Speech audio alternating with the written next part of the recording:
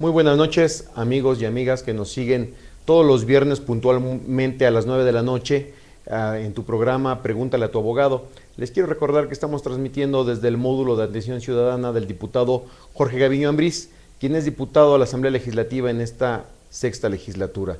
Y el día de hoy les quiero platicar que vamos a tener un tema muy importante para la ciudad, que se tratará de la planeación fiscal, pero para ello nos hará la presentación de nuestra invitada, como siempre nuestro conductor, el licenciado Mario Mondragón. Mario. ¿Qué tal, Jorge? ¿Cómo estás? Muy buenas noches. Pues es un gusto de nueva cuenta estar este viernes, como cada semana, con temas definitivamente de actualidad, y hoy no es la excepción. Tenemos como invitada a la maestra Edna San Juan Valenzuela. Maestra, gracias por acompañarnos esta noche en este programa de Pregúntale a tu abogado. Bienvenida. Muchas gracias. Y la maestra Edna San Juan es catedrática de la Facultad de Derecho en la Universidad Nacional Autónoma de México y también desempeña el cargo de directora de revisiones fiscales de la Subtesorería de Fiscalización de la Tesorería del Distrito Federal. Y como bien lo dijo Jorge, hoy vamos a ver un tema muy interesante, que es la planeación fiscal. Y para eso pues vamos a entrar al tema. ¿Qué es la planeación fiscal, maestra? Bien, pues ante todo quiero dar las gracias por permitirme estar en este foro y pues al diputado, mis parabienes. Me da mucho gusto que nos inviten, sobre todo a los catedráticos de la Facultad de Derecho de la UNAM, y efectivamente vamos a abordar un tema muy interesante que es la planeación fiscal.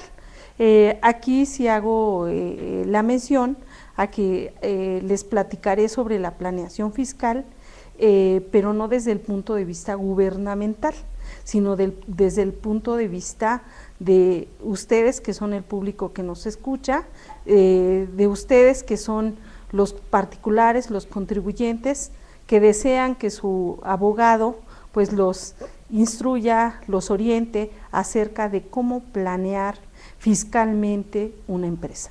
La planeación fiscal implica el contar con los objetivos para desarrollar un negocio en donde busquemos el cumplimiento de las disposiciones fiscales. Estas disposiciones fiscales nos van a permitir tener finanzas claras, que nuestro negocio se siga desarrollando y pues es muy importante que sepamos planear. Muchas veces, hasta en nuestra vida personal, si nosotros no hacemos una debida planeación, no nos fijamos objetivos, no desarrollamos esos objetivos a través de estrategias que nos pueden llevar precisamente a cumplir con esa misión que nos hemos puesto. Si nosotros nos asesoramos de nuestros abogados y nuestros abogados nos señalan dentro de lo que es la planeación fiscal, cómo podemos hacer para que nuestro negocio funcione y además nuestro negocio esté siempre en cumplimiento de la ley. Se ha hablado mucho en razón de que si la planeación fiscal conlleva a una evasión, a una elusión o a una defraudación fiscal. Sin embargo, no es así. La planeación fiscal, si nos vamos a los procesos de organización de una administración, te van a llevar a ser una parte preventiva que va a permitir que tú puedas en un momento dado cumplir con los objetivos de tu empresa, pero no evadiendo el cumplimiento de la ley, sino al contrario, sabiendo qué herramientas te está dando la propia ley para que tú puedas desarrollar tu negocio. ¿A quiénes va dirigido esta planeación fiscal? Esta planeación fiscal, como les comentaba, puede ser a cualquier contribuyente, no necesariamente a alguien que tenga una empresa, sino a alguien que quiere dedicarse a una actividad, debe de fijar las bases de cómo lo va a hacer, cómo se va a organizar para realizar esa empresa. Y ahí me remonto hasta los orígenes. Yo quiero poner un negocio, quiero realizar una actividad. ¿Qué tengo que hacer para cumplir con mi obligación fiscal? Sabemos que la obligación fiscal la tenemos señalada desde nuestra Constitución, en nuestro artículo 31, fracción cuarta, ¿verdad? Que ahí nos señala una obligación que es contribuir al gasto público. Aquí retomaré un poquito lo que les decía en un momento, que aunque yo no voy a hablar de planeación gubernamental, sí quiero referirles que toda planeación de cualquier ente económico tiene que estar en relación al Programa Nacional de Desarrollo. En el Programa Nacional de Desarrollo, ahí se establecen las bases para el desarrollo económico que va a tener el gobierno, que va a tener el país. Entonces, si nosotros formamos parte de esa sociedad que ayuda económicamente a lograr esos fines, pues debemos de tener esa planeación fiscal. Obviamente esta planeación va a tener una metodología, como toda la vida, todo tiene un método a seguir, pues para obtener un beneficio.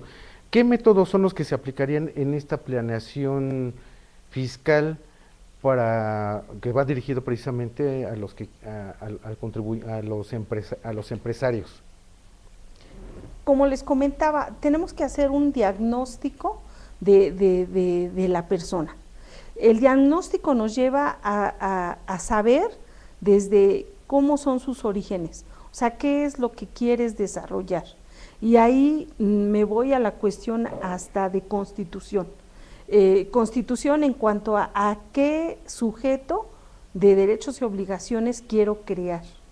Una sociedad, una asociación, una empresa que maneje capital nacional, que tenga intervención de capital extranjero. Entonces, para ello debemos efectivamente llevar toda una metodología, pero un diagnóstico que nos diga con qué contamos. Y ya para de ahí partir y decir, efectivamente, la planeación fiscal la vamos a hacer de esta forma. Por ejemplo, me voy a referir a un grupo de contribuyentes, que son los pequeños contribuyentes, que los conocemos coloquialmente como los repecos. En el caso de los repecos, ¿cómo yo le voy a aconsejar a un contribuyente que se dé de alta en Hacienda bajo ese régimen? Pues tengo que orientarlo y decirle, ¿cuánto consideras que vas a ganar anualmente? Y en base a lo que gane, pues ya le voy a decir si puede estar en ese régimen o debe de estar en un régimen diferente. Pero indudablemente sí debe de haber toda una metodología que nos permita organizar bien esa empresa. Esa metodología debe tener un soporte jurídico, un soporte legal, un soporte documental. ¿El marco normativo que va a regular esa actividad cuál sería, maestra? Pues es muy amplio, es muy amplio. Es muy amplio porque no sabemos qué tipo de contribuyente vamos a tener. Si por decir es una sociedad anónima, pues su marco es amplio, ¿no? Desde la ley de sociedades mercantiles, ¿no? Cómo la constituyes. Entonces tienes que informarle a quien desee hacer una sociedad cómo la debe de hacer. Pero aparte, ¿quiénes van a ser sus socios? ¿Cómo van a tener sus acciones? ¿Qué va a pasar si en un momento dado esas acciones las queremos enajenar? Entonces entra en juego muchos aspectos. El patrimonio también es muy importante. ¿Cuánto del dinero de los socios vamos a invertir para crear este nuevo ente, este nuevo sujeto? ¿Algo que quieras comentar, Jorge? No, pues a ver si entendí bien y a ver si nuestro auditorio lo entiende. La planeación fiscal va enfocado no al ámbito gubernamental ahorita en su exposición. No estoy mencionando que va enfocado a los entes privados, a la constitución de entes económicos, empresas, personas físicas con alguna actividad de tipo comercial, de tipo económico, y quiero entender que la planeación fiscal es una herramienta previa a la constitución de cualquier de estos entes económicos. Obviamente, bueno, esto cabría dentro de lo que es el derecho corporativo. Este tipo de asesorías son básicas para poner cualquier tipo de negocio. Aquí en la ciudad tenemos un número sin fin de ordenamientos legales que se encuentra el particular cuando quiere echar a andar un negocito, un changarro, decía alguna persona por ahí.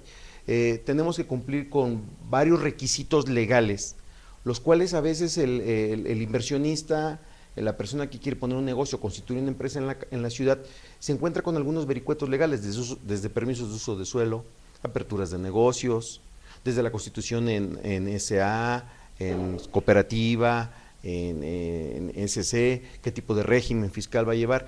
Esto es la planeación fiscal de la que usted nos está hablando, maestra. Así es, así es. De hecho, esta materia en especial se da mucho en aquellos estudiantes de derecho corporativo, en donde, como bien lo comentabas, a través de la planeación fiscal se va a ser un elemento preventivo que va a permitir que tú crees no incurrir en alguna violación de alguna norma, que sea viable su proyecto, porque luego resulta que le invierten y resulta que no hay uso de suelo. Le invierten y resultan que no hay mercado, no es viable. Le invierten y resultan que su régimen fiscal lo tienen que cambiar porque no están dentro del rango, como dice usted, de los repecos. A lo mejor es un poco un rango más arriba y se tienen que haber constituido, darse de alta en Hacienda con otro tipo de rango. Entonces, digo, la planeación fiscal, como todo en la vida, tiene que tener un inicio, un buen inicio. Y en las empresas y en los entes económicos debe de ser así. Así es. De hecho, ahí es donde se debe de contar con una asesoría correcta, porque muchas veces nuestros empresarios o quienes quieren realizar una actividad no se asesoran y entonces tal vez por la oportunidad de la oferta se meten a realizar una actividad que no saben si están cumpliendo con la normatividad. En términos coloquiales, se avientan como el borras, ponen su negocio y después quieren sacar los permisos. ¿Es así? ¿O después se quieren constituir? Así es. Y en su momento tuvimos también entrevistando a otros maestros de la Facultad de Derecho que tienen algunas actividades afines y nos comentaban, si no se lleva todos los requisitos previos para establecer una negociación mercantil, pues obviamente que los problemas que van a tener en este ámbito, pues van a ser pues van a existir las sanciones que implica el no prever este tipo de requisitos. Algunos de los beneficios o muchos de los beneficios que nos pudiera usted comentar, maestra, que conllevaría precisamente el tener una planeación fiscal en la modalidad que usted nos está comentando en este momento, ¿cuáles serían? Porque obviamente las personas que nos están viendo ahorita están interesados en decir, bueno, ¿cómo puedo llevar una planeación fiscal previa, durante y con posterioridad a tu proyecto económico? Exactamente, y ya teniendo la negociación para no incurrir en alguna sanción administrativa y ello conlleve también a otro tipo de sanciones, si las pudiera existir de carácter penal. Claro que sí, hay muchas ventajas. Una de ellas es optimizar sus recursos financieros. Nadie le va a querer meter dinero bueno al malo. ¿A esto que me refiero? Si hacen una debida planeación, ya saben que su dinero, lo que inviertan, va a tener un buen desarrollo. ¿Por qué? Porque están optimizando sus recursos financieros. No le van a meter más dinero a lo que no les va a redituar porque precisamente caigan en un Maestra, en los incumplimiento. En los países desarrollados me imagino que la planeación financiera es fundamental. Es de carácter fundamental, digo, lo vemos con las empresas japonesas, las empresas que se están constituyendo aquí en la ciudad incluso, hacen un estudio previo de mercado, un estudio previo legal con estos despachos de consultorías en donde les dicen el porqué, una buena planeación. Ese es el éxito de estas empresas. Así es, nada más que aquí sí hay que tener mucho cuidado y es la preocupación en un momento dado cuando nos encontramos con los fiscalistas. ¿Por qué? Hay despachos que, hay que decirlo también y sé a dónde iba, que se encargan de hacer estudio y análisis de las leyes, no para cumplir con ellas, sino en contrario, Exacto. para evadir obligaciones fiscales. Si ustedes se ponen a ver un poco de lo que está escrito en materia de planeación fiscal, ¿a qué los lleva? A que se crea que con la planeación fiscal estamos propiciando la evasión, la elusión e incluso la defraudación fiscal. Y no es así. Sin embargo, no es así. Como yo les decía en un inicio, se trata de una herramienta preventiva que va a permitir que cumplamos con la normatividad. Le voy a comentar que en el imaginario colectivo de los que se dedican al comercio informal, ellos dicen que es preferible estar en la informalidad que en la formalidad. ¿Por qué? Porque al momento que un negocio se vuelve formal, el Estado te detecta y eres sujeto de auditoría, sujeto de verificaciones, sujeto de una serie de autoridades que están revisando tu actuar económico, y eso a la gente no le gusta. Tenemos esa cultura aquí en la ciudad. Desgraciadamente, bueno, pues tenemos un mandato constitucional, el cual no lo ven así. Todos esos que están en el comercio informal prefieren estar en la informalidad porque consideran que hay muchos trabas, muchos vericuetos, tenemos que cumplir con una serie de ordenamientos y se les hace complicado. Yo diría que no es complicado, es más fácil y más económico y más redituable la empresa estar en la formalidad que en la informalidad. Así es, y precisamente una de las cuestiones que llevan a querer estar más en la informalidad que la formalidad es la falta de cultura fiscal. O sea, nadie desde inicios, desde niños, nos enseñan a tener una cultura fiscal. Y esa cultura fiscal precisamente nos lleva al cumplimiento de las obligaciones fiscales. Si tuviéramos esa cultura, no se nos haría difícil el cumplimiento de la norma. Desafortunadamente, es otro la forma como nos conducimos, ¿no? Estamos inmiscuidos ahí, incluso asumimos responsabilidad nosotros como abogados. Mario, nos ha pasado que nos llega algún cliente, alguna asesoría, y le dices, no pagues, espérate tantito. Vamos a promoverte un recurso, un amparo, y nos vamos hasta el final de la liga. Cuando te llegue la notificación vemos cómo le hacemos, para que no cubras esto. Déjame ver, meto un vericueto legal, encontramos algún recoveco en la ley para incumplir con una obligación de carácter fiscal constitucional, que es contribuir al Estado, porque eso es en beneficio de todos. Se nos regresa, lo que tú le das al Estado se regresa en apoyos, en beneficios, en obras. Por eso la máxima, ese principio que está en nuestra Constitución, nos lleva precisamente a que esa contribución sea de manera equitativa y proporcional. Es evidente que cuando te imponen un crédito fiscal y es totalmente excesivo, pues ya no se cumple ese principio. Pero una cosa es que tú les digas, vámonos a los medios de impugnación, a que analices la ley, veas la ley, y en la propia ley te da a veces las alternativas, claro, sin necesidad de irte a un juicio que, como sabemos, pues es bastante largo, es una expectativa de derecho conforme puedes ganar, no puedes ganar, y como decías, a veces el fondo se vuelve forma y la forma se vuelve fondo, ¿no? Sí, como todo en la vida, lo comentábamos también hace un momento. La cultura que usted comentaba hace unos momentos es muy importante. Vivimos en un país en el que siempre se busca la manera de evadir, y mencionó dos conceptos que me llamaron la atención, que es evasión y elusión fiscal. ¿En qué consiste cada uno de manera general? Y si nos podría dar un ejemplo. Mira, brevemente les voy a referir, porque este tema de la elusión, la evasión y la defraudación fiscal nos podría llevar otra charla, ¿no? Sí, claro. No, y aparte, si no me recuerdo, en los asuntos de defraudación fiscal equiparable, pues, es un delito que obviamente están las agencias especializadas en esta materia. Pero bueno, ahorita entramos a ese punto. ¿Qué diferencia hay entre uno y otro? Mira, es muy fácil de comentarlo. La elusión, ¿qué busca? Busca una forma de no causar los impuestos sin que contravenga la ley. Esa es una cuestión. Sin contravenir la ley, ¿cómo voy a buscar evadir el cumplir? En vez de tener 20 trabajadores, que dice la ley, más de 20 pagarías tanto, tengo 19. Un ejemplo. Ándale, un ejemplo. Un ejemplo. Así es. Y ya no te ubicas en el supuesto En el jurídico supuesto. y pues ya no te ves obligado a cumplir con una Aunque tenga más de obligación. 19 trabajadores, un ejemplo. Un ejemplo. O como luego los aconsejan equivocadamente, no te des de alta en el régimen general de contribuciones. No te des de alta en ese régimen.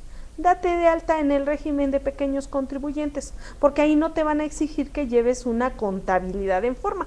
Con que lleves un libro de entradas y salidas, con eso. Con eso es suficiente, cumples con la norma.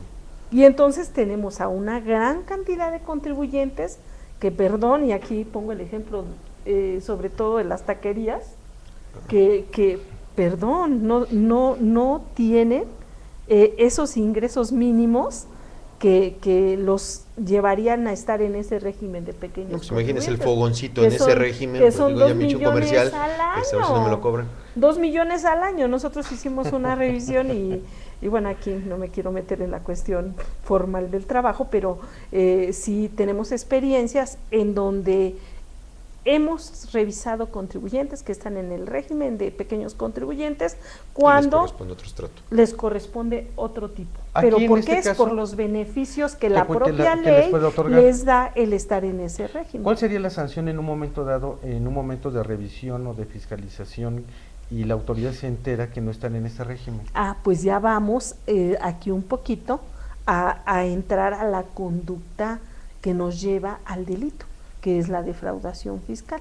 Esa es la diferencia. Y aquí en la defraudación fiscal es cuando precisamente tú haces esa serie de actos con De ese argucias, dolo, de engaños. Con dolo. con dolo para precisamente evadir y no cumplir. Sí, con la obligación de que tiene de declarar en un momento dado las cantidades a que están obligadas. Maestra, el público que nos ve y quiere poner un negocio o una pequeña empresa, hablamos de esta modelo de preventivo antes de arrancar, de aperturar mi negocio. ¿A quién nos dirigimos? ¿Quién? ¿A un contador? Porque comúnmente alguien quiere poner un negocio y recurre a un despacho de contadores, a un despacho de abogados. Pero ¿cómo podemos saber si le puede hacer una buena planeación fiscal o no? ¿Correcta o no? ¿Cómo podríamos saber eso? ¿En qué momento decimos, no, estos tipos son unos pillos, quieren que yo evada normas, evada impuestos? Y lo que es usual, Jorge, luego cuando estas personas recurren a este tipo de despachos, es común que les digan, ¿sabe qué? Pues deme tanto para que nosotros podamos darle una propina a la autoridad. Aprovechando este programa, ¿cuáles serían los requisitos? Una ejemplificación de lo que sería una planeación para que... Una adecuada planeación, honesta. Ciertos puntos para que quienes nos están viendo en este momento digan, bueno, esos son el ABC, o esos son los puntos, o los 10 puntos, o la serie de números, o los pasos, o la metodología, para que tengamos una idea de cómo hacer una planeación fiscal y evitarnos una serie de problemas administrativos. No, a posteriori. Y penales, porque ya vimos que hay defraudación fiscal equiparable. ¿Sí es del tipo penal? ¿Defraudación fiscal equiparable? Así se llama, el tipo penal es defraudación fiscal, pero hay otra que es defraudación fiscal equiparable. Ajá, son dos tipos que están considerados en el Código Fiscal de la Federación. Retomando el punto, ¿qué puntos serían indispensables para una buena planeación fiscal para cualquier pequeño para cualquier persona quiere emprender un negocio? La planeación, o sea, aunque se suene repetitivo, es planear. ¿Qué es planear? Tú te buscas ¿De quién se deben de asesorar? ¿De quién te debes de asesorar? Pues indudablemente de profesionales que sí... con ética. No quería usar la palabra. Probos. Profesionales que no te den herramientas para no cumplir, que te digan, si tú vas a hacer un negocio, en primero, ¿qué negocio quieres? Una revisión de si ese negocio es viable. ¿Qué objetivo pretendes? Por ejemplo, una papelería. ¿Ahí qué requisitos son los que se tendrían que cubrir? Una papelería, aquí en el DF, pues primero que el lugar donde lo vayas a ubicar cuente con el uso del suelo que lo permita. Lo que comentaba Jorge. Lo que comentaba Jorge. Que el inmueble esté dedicado al uso no doméstico en materia de impuesto predial. Porque si es uso doméstico, ya no te permite que pongas ahí un comercio. Pero luego papelería sería un comercio. Vemos unidades habitacionales en las que ponen en la parte de abajo localitos o las cortinas precisamente para poner un negocio. ¿Es válido eso? No, claro que no, y ahí están en la clandestinidad. ¿Por qué? Porque el uso del suelo y el uso que tiene ese inmueble no es para comercio. Es un uso habitacional indebidamente. Volvemos a caer en lo irregular. Cuando nosotros en la cátedra les decimos a los alumnos, mira, es que la ley dice esto, esto y esto, ¿qué nos dicen? ¿Sabes qué? Es que en los hechos pasa esto. Ahorita tú me estás poniendo ahí un ejemplo de lo que pasa en los hechos. Obvio, a esa persona nadie lo asesoró. Y su propia necesidad, tal vez económica, lo llevó a poner ahí un pequeño negocio sin saber las consecuencias. Consecuencias que lo pueden llevar a sanciones, evasión de impuestos, indudablemente. Si es evasión de impuestos, ¿qué sanción sería? Si es evasión, ¿qué sanción tendría como Bueno, pues depende también del monto, tiene que ver eso. Mira, son diferentes sanciones las que maneja el Código Fiscal. Por ejemplo, si tú no te das de alta en el Registro Federal de Contribuyentes, pues ya ahí es una sanción. Tiene que depender de la situación de cada persona. Si tú obtienes ingresos y Hacienda se da cuenta que obtuviste ingresos, aunque no estés dado de alta, pues aguas, porque ahí te pueden incluso hasta encuadrar en un delito, que es la defraudación fiscal. Entonces, no es tan fácil. Pero como diría usted, ese sería tema de otra charla, de otra plática, en sí, la defraudación meternos fiscal a los delitos. Es muy complejo. A los delitos, sobre todo por la cuestión de que también es difícil que tú puedas acreditar el dolo, el engaño que tú le estás haciendo a la autoridad. Cuando se lleva una doble contabilidad, por ejemplo, que es muy dado que los contadores te aconsejen, no, vamos a llevar una doble contabilidad y con esta contabilidad declaramos los ingresos y esta otra pues es la correcta. Ahí ya existe un supuesto en que estás incurriendo en la defraudación fiscal. ¿Por qué? Porque estás engañando a la autoridad. Pero aquí sí aguas, porque ya existen muchos métodos a través de los cuales la autoridad sí te llega a cachar. Claro, sí, ya esa compulsa, ese cruce de terceros, ya el pedir la información de las cuentas bancarias te lleva precisamente a encontrar a estos evasores. Maestra, bueno, para todos nuestros amigos que nos siguen fielmente los días viernes, les queremos decir que cuando pretendan poner un negocio, una empresa, tienen que comenzar con una buena planeación fiscal. ¿Qué incluye? Una buena asesoría, conocimiento del marco normativo, un buen estudio de mercado y sobre todo la contratación de un profesionista que los asesore de principio a fin. Ese sería el éxito de la planeación fiscal. Que les dé mejores alternativas, que les permita que de acuerdo a su objetivo de negocio puedan obtener mejores gananciales. Porque si no, de lo contrario, todo lo que invirtieron pues lo van a perder por no tener una buena planeación fiscal. Así es. Y todo lo poco o mucho que se invirtió en poner un pequeño negocio o mediano negocio, pues se va a ir para abajo. Pues maestra, muchas gracias por asistir al programa Pregúntale a tu abogado del diputado Jorge Gaviño Ambriz, y pues los esperamos el próximo viernes con otro tema de actualidad y para comentar también los temas que estamos viendo en la Asamblea Legislativa del Distrito Federal, que por cierto la próxima semana empieza una serie de foros de carácter internacional sobre políticas públicas en materia de drogas, no nada más de la marihuana, pues, todas las drogas que contempla la Ley General de Salud. La Ley General de Salud y otras leyes de carácter federal y local. Pues queridos amigos, hemos llegado al final de tu programa Pregúntale a tu abogado. Les quiero recordar que en el módulo de atención del diputado Jorge Gaviño Ambriz damos asesoría jurídica gratuita a las personas que se acercan y nos la piden.